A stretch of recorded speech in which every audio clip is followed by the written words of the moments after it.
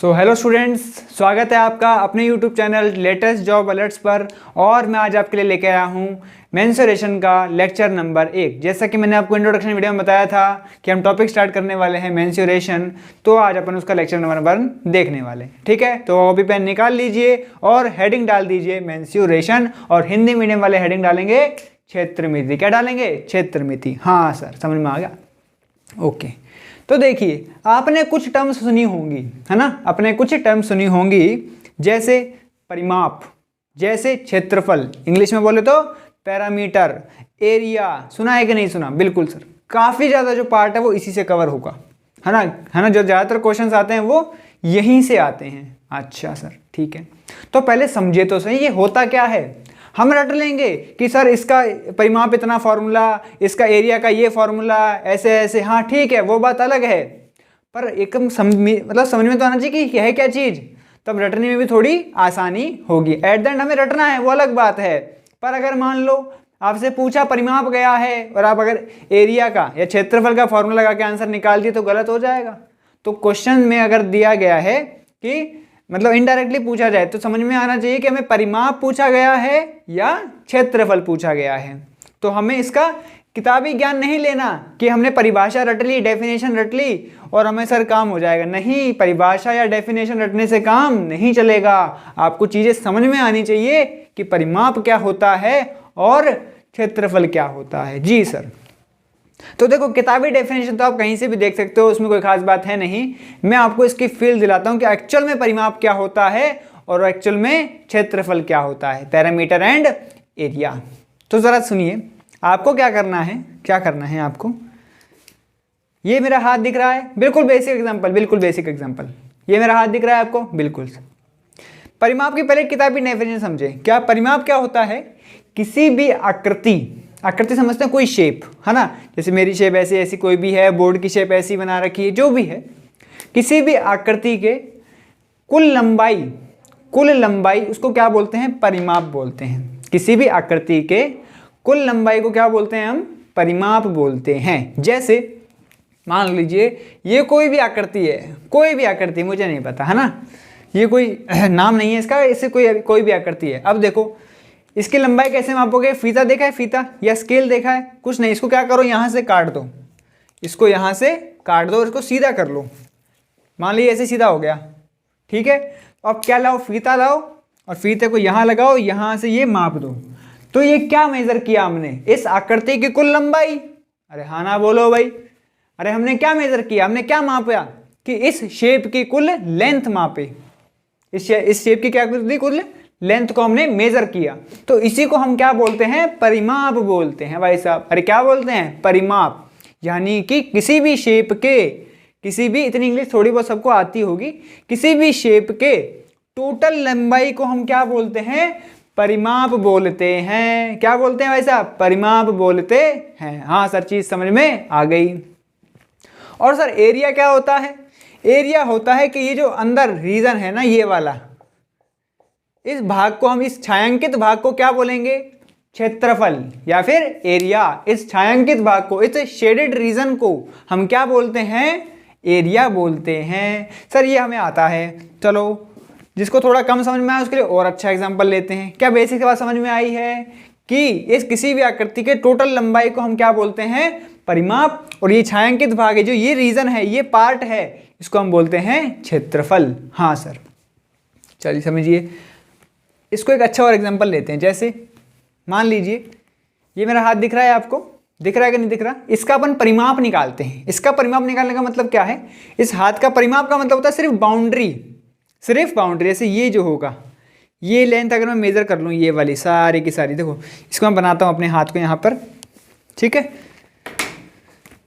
मैं कोशिश करता हूँ मैं हाथ बना पाऊँ अपना अच्छे से। देखिएगा, परिभाषा आप लिख सकते हैं, डेफिनेशन आप लिख सकते हैं, मैं लिखवा भी दूंगा, कोई खास बात नहीं, पर चीजें समझ में आनी चाहिए। डेफिनेशन आपसे कोई नहीं पूछ रहा।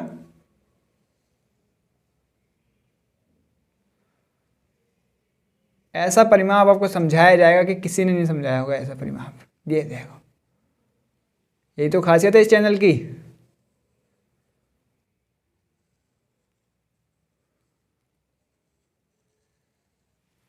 ठीक है, ये मान लीजिए ऐसे, ठीक है। अब देखो ये कोई आकृति है कि नहीं है सर, ये आपके हाथ की आकृति है।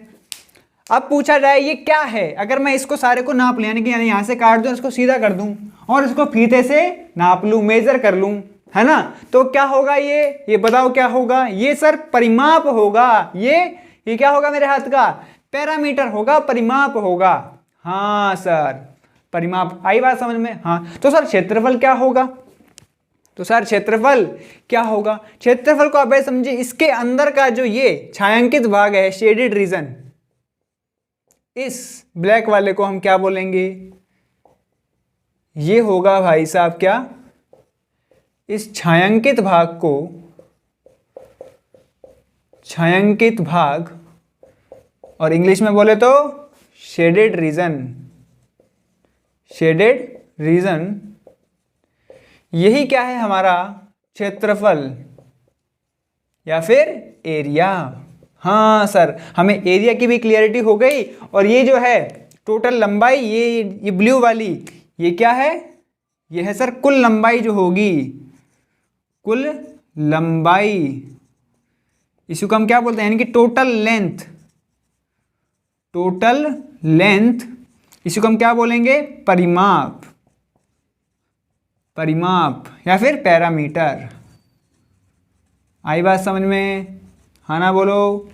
क्लियर है बात?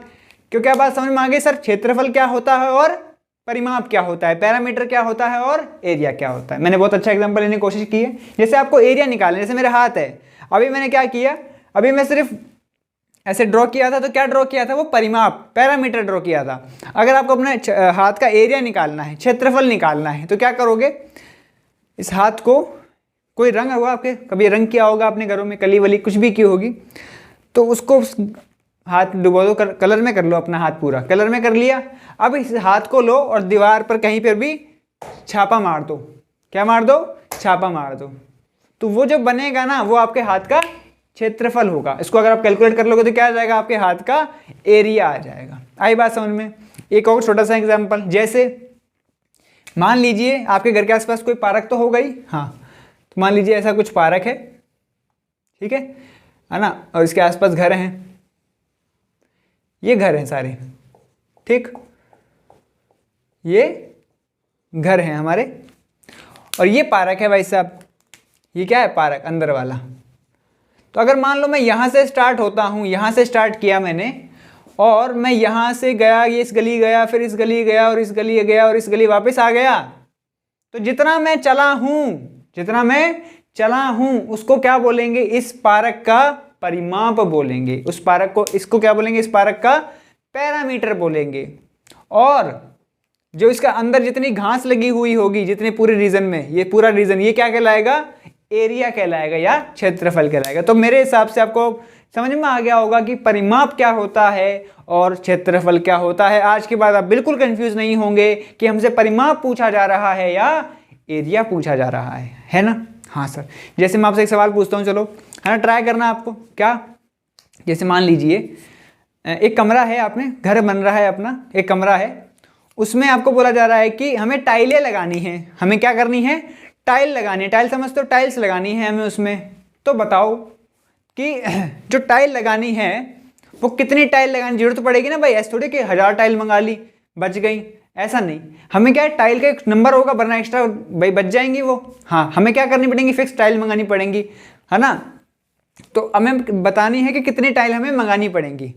हमें क्या बताना है कि कितनी टाइल मंगानी पड़ेंगी। तो बताओ, हमारा जो फर्श है, हमें उसका एरिया निकालना पड़ेगा या पैरामीटर निकालना पड़ेगा? हमें उसका परिमाप निकालना पड़ेगा या फिर क्या चीज? क्षेत्रफल निकालना पड़ेगा। सोचिए जरा, मैंने क्या बोला? सवाल ध्यान से सुनिए कि एक फर्श है, उस पर हमें टाइलें लगानी है।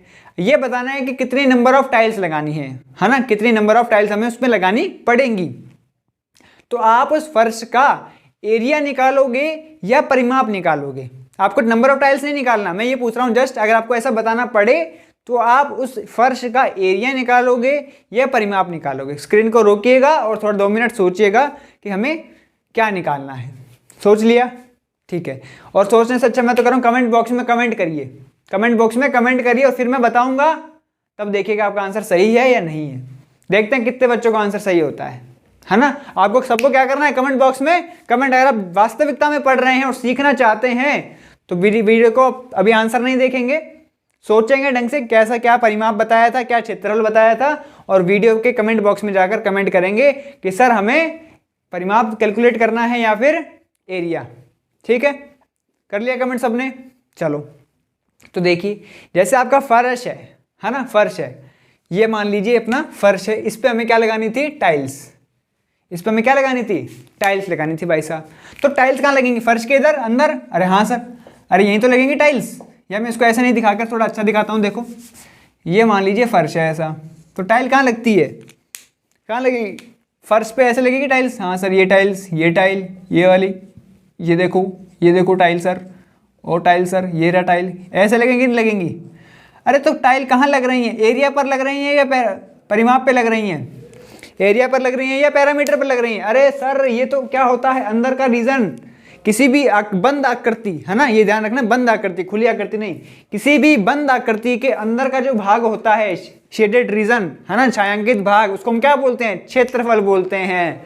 तो सबने आंसर सही दिया कि नहीं दिया, देखते हैं कितने लोगों ने आंसर सही दिया, देखेंगे। ठीक है, तो आंसर क्या होगा, हमें क्या मेजर करना पड़ेगा, क्षेत्रफल मेजर करना पड़ेगा। तो मेरे हिसाब से क्लियर है, इससे आगे और डिस्कस करने की जरूरत नहीं है। परिमाप को और क्षेत्रफल को फीलिंग आ गई होगी कि सर परिमाप कब मेजर करना है और क्षेत्रफल कब मेजर करना है। जैसे एक एग्जांपल और, जैसे ये अंकल जी हैं मान लीजिए, है ना, इनको इस पार्क का चक्कर लगाना है, इनको इस पार्क का चक्कर लगाना है। तो बताओ ये जो इनकी लंबाई है, ये जो कितना इन्होंने डिस्टेंस चला, ये कितनी दूरी इन्होंने तय करी, ये किससे आएगा, ये क्षेत्रफल निकालने से आएगा या परिमाप निकालने से आएगा, बताइए, क्षेत्रफल निकालने से आएगा या परिमाप। कमेंट बॉक्स में फिर से कमेंट कीजिए और आंसर क्या होगा। अरे सर ये तो सिर्फ सारे चल रहे हैं साइड में। जैसे आप स्कूटी लेके यहाँ से चलो, पार्क के चारों ओर चक्कर काट के आओ, तो मीटर की रीडिंग बढ़ जाती है कि नहीं बढ़ जाती। पहले भाई गाड़ी इतनी चली हुई है 2460, है ना, मान लीजिए गाड़ी इतना चली हुई है 2460 किलोमीटर, और आप इस ये चक्कर पार्क का चक्कर काट के आए, वापस यहाँ आ गए, और गाड़ी चल रही मान लो 2464 किलोमीटर, है कि नहीं। अरे स्कूटी बाइक चलाई है कि नहीं चलाई कभी, हाँ, या बैलगाड़ी चला रहे हो अभी तक, हाँ सर। तो देखो ये 4 किलोमीटर चल गया, यानी कि ये 4 किलोमीटर है क्या भाई, 460 थी पहले गाड़ी, और गाड़ी हमने स्टार्ट करी यहाँ से यहाँ तक, वापस आ गए, तो ये 4 किलोमीटर बढ़ गया, 64 60 था अब 64 हो गया, कितना बढ़ गया, 4 किलोमीटर। तो 4 किलोमीटर क्या आया, ये परिमाप आया, ये पैरामीटर आया, किसका, उस पार्क का। ये उस पार्क का क्या आया, पैरामीटर आया, यानी कि उस पार्क के कुल लंबाई आ गई, टोटल लेंथ आ गई। आई बात समझ में। ठीक है, तो फटाफट से नोट कीजिए, है ना, सारे एग्जाम्पल आपको नोट करने हैं जैसे जैसे समझाया जा रहा है। ठीक, और इसकी डेफिनेशन आप लिख सकते हैं परिमाप की, क्या, किसी भी आकृति के कुल लंबाई को हम क्या बोलते हैं, परिमाप। किसी भी आकृति की कुल लंबाई को क्या बोलते हैं, परिमाप, यानी कि total length of any shape, total length of any shape is known as parameter. और क्षेत्रफल क्या होगा, कि किसी भी बंद आकृति के अंदर का भाग, छायांकित भाग, है ना, उसको हम क्या बोलेंगे, क्षेत्रफल। और इंग्लिश मीडियम वालों के लिए किसी भी क्लोज सरफेस के, है ना, for any close surface the shaded region will be called as, क्या होगा, एरिया होगा। आई बात समझ में, फटाफट से नोट कीजिए आप, और कमेंट बॉक्स में कमेंट जरूर करना है आपको। ठीक है, आपको ऐसा लगना चाहिए कि बिल्कुल ऑफलाइन क्लास चल रही है और मेरे सामने सर खड़े हैं और मुझे जवाब देना है। ठीक, और मैं वास्तविकता में सीख जाऊंगा अगर मैं डेली क्लास लूंगा तो। बिल्कुल बेसिक से उठाया है मैंने। ठीक है, हो सकता है आपको पता हो कि सर परिमाप क्या होता है, क्या छोटी छोटी बातें बता रहे हो, पर इन छोटी छोटी बातों से ही हम बहुत बड़ी बड़ी बातें करेंगे एक दिन, ध्यान रखिएगा। फिर बाद में ये छोटी छोटी बातें अगर वो समझ में नहीं आई होंगी अभी, तो बाद में जाके प्रॉब्लम होगा। अब तीसरा टॉपिक है हमारे पास विभिन्न आकृतियां। सर आकृति क्या ऐसी रेंडम हो सकती है, वो भी हो सकती है, पर जो सबसे ज्यादा एग्जाम में पूछी जाती है उन आकृतियों के बारे में हम पढ़ेंगे। ठीक है, तो उन आकृतियों के पहले आप नाम लिख लीजिए और एक एक करके हम सभी को अच्छे से डिटेल में जितना हमसे पूछा जा सकता है उसके बारे में डिस्कस करेंगे। आई बात समझ में, हाँ सर। तो लिखिए विभिन्न आकृतियां, डिफरेंट शेप्स। पहली आकृति लिखिए आप त्रिभुज, सुना होगा सबने, ट्रायंगल, क्या बोलते हैं इसको इंग्लिश में, ट्रायंगल, है ना। जो हिंदी मीडियम वाले भी हैं वो भी कोशिश करें कि थोड़ा थोड़ा इंग्लिश उनको आई, क्योंकि आगे काम आएगा, है ना। इंग्लिश के बिना आज कुछ ज़्यादा मतलब हर जगह आपका इंग्लिश है ही। और जैसे आयत, आयत का मतलब क्या हो गया इंग्लिश में? रेक्टेंगल। ठीक, अभी बस नाम लिखते जाइए, एक एक करके हम इनको सबको पढ़ने वाले हैं। स्क्वायर, अगला जैसे समानांतर चतुर्भुज, समानांतर चतुर्भुज यानी कि पैरेललोग्राम। ठीक है, मैं शॉर्ट में लिख दे रहा हूँ पैरेललोग्राम, हिंदी इंग्लिश मीडियम वाले समझ गए होंगे। पैरेललोग्राम ये बचपन से पढ़ते हैं अपन इनको तो, ठीक है, नाम है। अगला है समचतुर्भुज, समचतुर्भुज इसको बोलते हैं रोम्बस। ठीक है, क्या बोलते हैं इसको? रोम्बस। अगला है वृत्त, ये क्या होता है? इसको बोलते हैं अपन सर्कल। ठीक है, तो इतना बेसिक सा है, फिलहाल हमें इनको डिस्कस करना है, वन बाय वन और डिस्कस करते जाएंगे डिटेल में। तो त्रिभुज, आयत, वर्ग, समानांतर चतुर्भुज, समचतुर्भुज और वृत्त के बारे में हमें ज़्यादातर पढ़ना होता है, काफ़ी बार क्वेश्चन इनसे पूछा गया है। ठीक है, ये लिख लिया आपने। ठीक है, कुछ छोटी छोटी जानकारी और दूंगा मैं अभी। त्रिभुज, आयत, वर्ग, समानांतर चतुर्भुज, सिर्फ नाम लिख लीजिए, कुछ भी नहीं आता कोई दिक्कत नहीं है, एक एक करके अच्छे से डिस्कस करेंगे अपन। सो अच्छे से नाम लिख लीजिए फटाफट, बड़े नोट्स बनाइएगा, कोई दिक्कत वाली बात नहीं है। कुछ और इम्पॉर्टेंट पॉइंट्स जो नोट करके आप लिख सकते हैं, जैसे देखो इन्हीं को मैं थोड़ा सा अच्छे से एक्सप्लेन कर रहा हूँ, नथिंग एल्स। आपने नाम सुना होगा भुजा का, भुजा सुना है कि नहीं सुना? भुजा को इंग्लिश में बोलते हैं साइड लेंथ। ठीक है, साइड बोल दो आप इसको, भुजा। ये सब जानते होंगे मेरे हिसाब से कि वर्ग की 4 भुजाएं होती हैं, सुना है कि नहीं सुना? है ना, भुजा सुना होगा आपने, ऐसी बात नहीं है। और जैसे रेखा के बारे में सबने सुना होगा, रेखा आपके पड़ोस वाली रेखा की बात नहीं हो रही भाई साहब यहाँ पर। रेखा मतलब लाइन, मैथ्स में सुना होगा ना, ऐसी आकृति, ये देखो ये लाइन है, एक लाइन, इसको क्या बोलते हैं हम? रेखा बोलते हैं। इसको क्या बोलते हैं भाई साहब? रेखा। याद रखिएगा, ये छोटी छोटी बातें हैं। ये क्या है? रेखा है। कहाँ है ये? रेखा। एक चीज आती है किरण, क्या आती है भाई साहब? किरण। किरण भी सेम, देखो रेखा भी लड़की है, किरण भी लड़की है, रेखा भी लड़की है और किरण भी, दोनों एक जैसी होंगी कि नहीं होंगी? बिल्कुल। तो ये ऐसी है तो ये भी ऐसी ही होगी। तो सर फिर फर्क क्या है? फर्क ये है कि ये अपने लक्ष्य के प्रति सजग है, ये अपने लक्ष्य के प्रति सजग है, यानी कि इसके पास डायरेक्शन है कि मुझे इस चैनल से इसे पढ़ना है, मुझे इतना पढ़ना है, मुझे अब ऐसे पढ़ना है, ये क्वेश्चन करना है, ये एग्जाम देना है, ये तैयारी करनी है। तो इसके पास क्या होती है? दिशा भी होती है। इसके पास क्या होती है भाई साहब?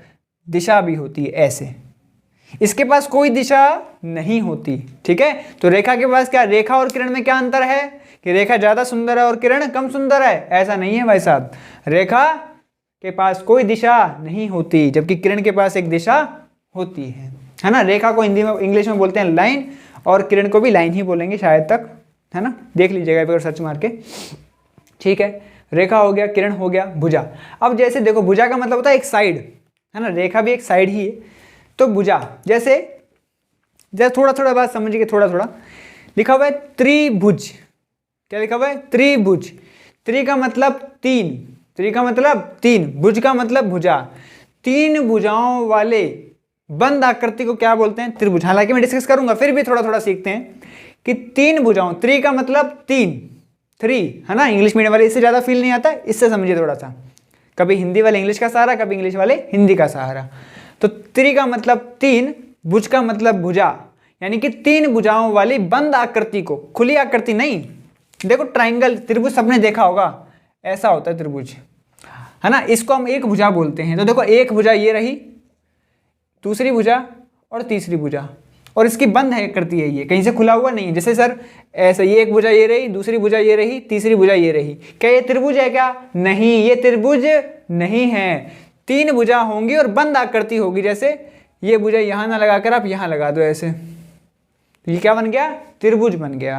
हाँ सर, नाम क्यों पड़ा इसका समझ में आ गया कि सर तीन भुजाओं वाली बंद आकृति को क्या बोलते हैं? त्रिभुज बोलते हैं। अच्छा, तो सर चार भुजा वाले को क्या बोलेंगे? बताओ बताओ बताओ, कमेंट बॉक्स में कमेंट करो। बताओ, चार अगर तीन भुजा वाली आकृति को, बंद आकृति को क्या बोलते हैं? त्रिभुज बोलते हैं। तो चार भुजा वाली आकृति को क्या बोलेंगे? इंग्लिश मीडियम वालों को बता दूं कि अगर तीन साइड हैं और शेप कैसी है? क्लोज। अगर उसकी किसी शेप की तीन साइड्स दे रखी हैं और उसकी शेप क्या है? क्लोज है, तो उसको बोलते हैं ट्राइंगल। और आपको बताना है कमेंट बॉक्स में क्या, कि अगर किसी आकृति की, किसी क्लोज आकृति की, क्लोज शेप की फोर साइड्स हैं, कितनी साइड्स हैं? फोर, तो उसको क्या बोलते हैं? ठीक है, लिखिएगा फटाफट से। अब बताता हूं मैं आपको। उसको बोलते हैं अपन, तीन की जगह क्या हो जाएगा? भुज तो भुज रहेगा, तीन की जगह क्या हो जाएगा भाई साहब? चार। तो क्या बोलेंगे उसको? चतुर्भुज। अरे क्या बोलेंगे भाई साहब? चतुर्भुज बोलते हैं। अरे क्या बोलते हैं? चतुर्भुज।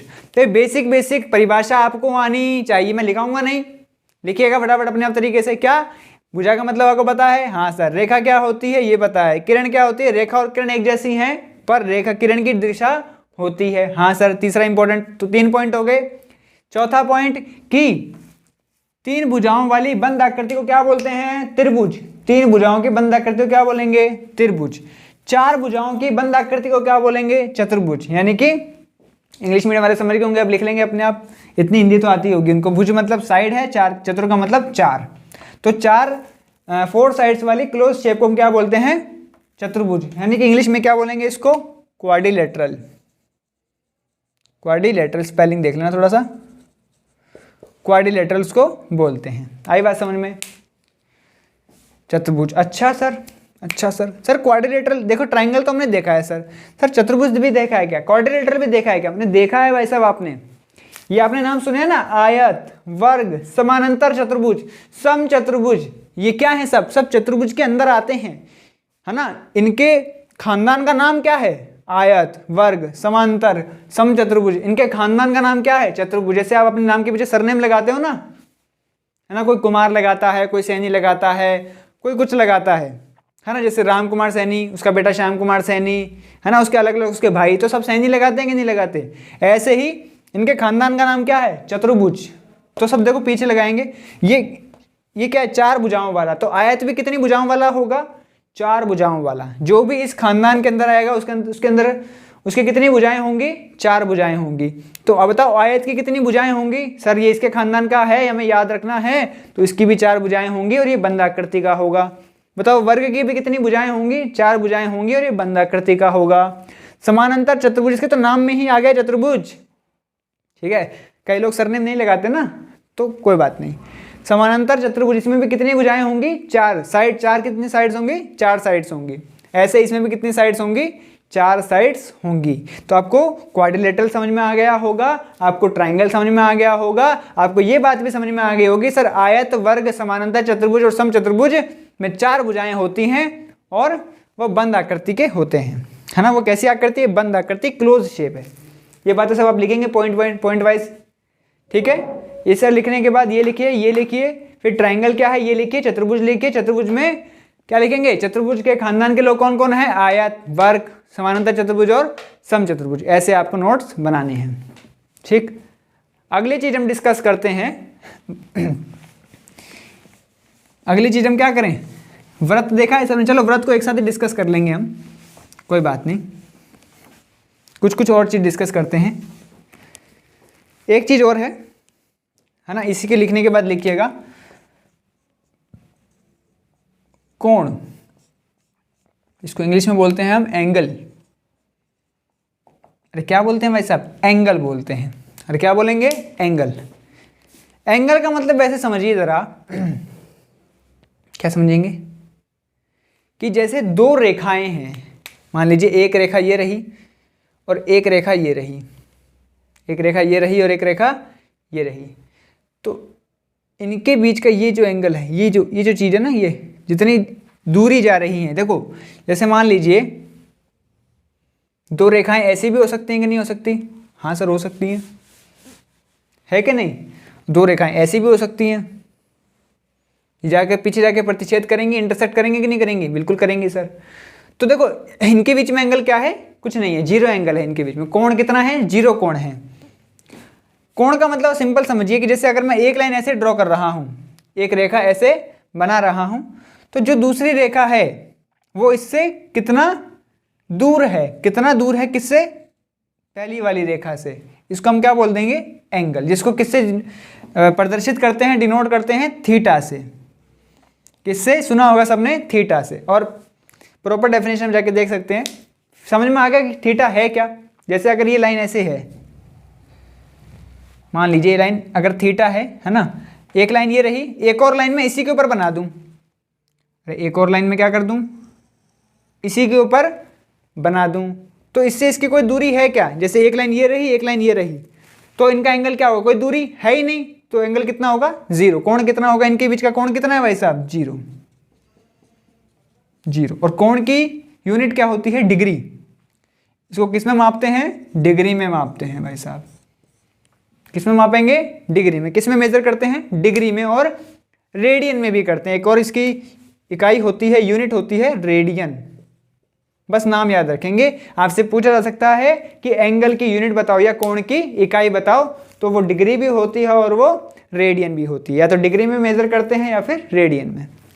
कोण क्या होता है थोड़ा थोड़ा आइडिया लगा होगा और हम देखेंगे, ठीक है। थीटा समझ गए, हाँ सर। ये कोण के बारे में थोड़ी थोड़ी बेसिक चर्चा आज के लिए बहुत है, जब और पढ़ाएं ज़्यादा, चलो आप फिर ज़्यादा हो जाएगा, है ना, इतना आपसे याद रहे ना रहे। तो आज की वीडियो को अपन यहीं समाप्त करते हैं। बेसिक जानकारी दी है मैंने। अगली वीडियो में हम क्या डिस्कस करेंगे, अगली वीडियो में हम दो चीज़ डिस्कस करेंगे। पहला होगा आयत और दूसरा होगा वर्ग।